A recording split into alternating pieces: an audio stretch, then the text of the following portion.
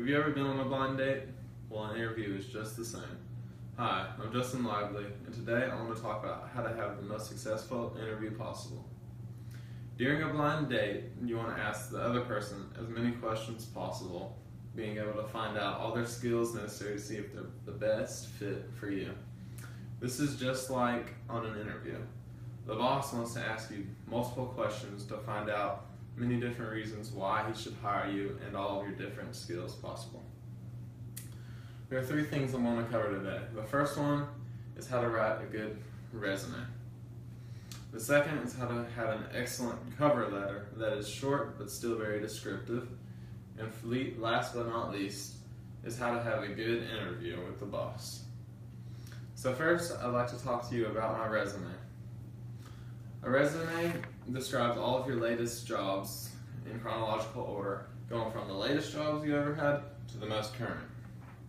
It needs to be very clear and concise, yet still very descriptive, so that the boss will know all of the skills that you have for the job.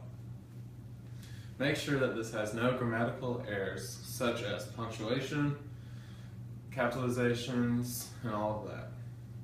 Also, talk about your current contact information, such as your licenses to operate different machines or all of your devices.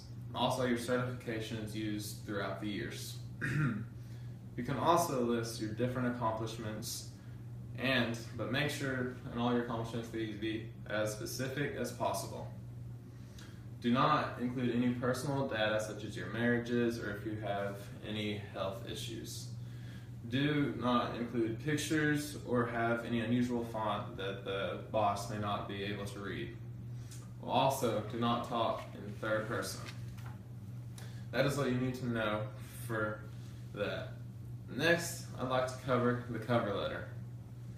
In the cover letter, it needs to be just one single page and needs to introduce you and your qualifications to the boss that will show that you can beat out all the other customers.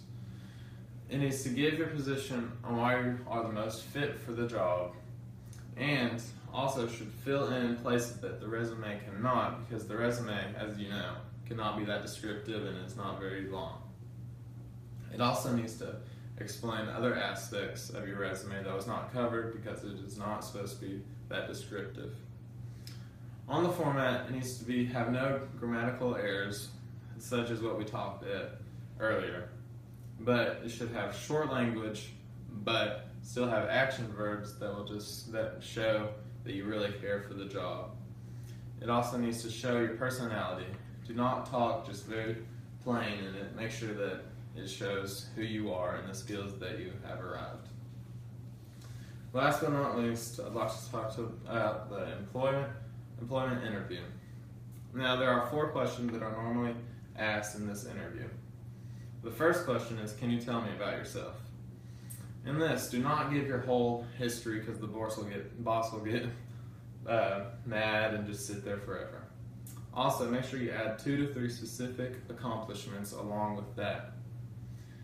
The second question that the boss may ask is, what do you know about the company? Now, when you ask this, make sure that when you talk, you show that you care about the company and that you do not just regurgitate what the company's mission is, that you state your own goals for the company and not just the goals that the company has.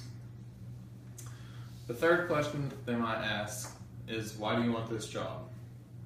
Some of the key factors in this about why you're good for the job, and make sure to really express your skills in this.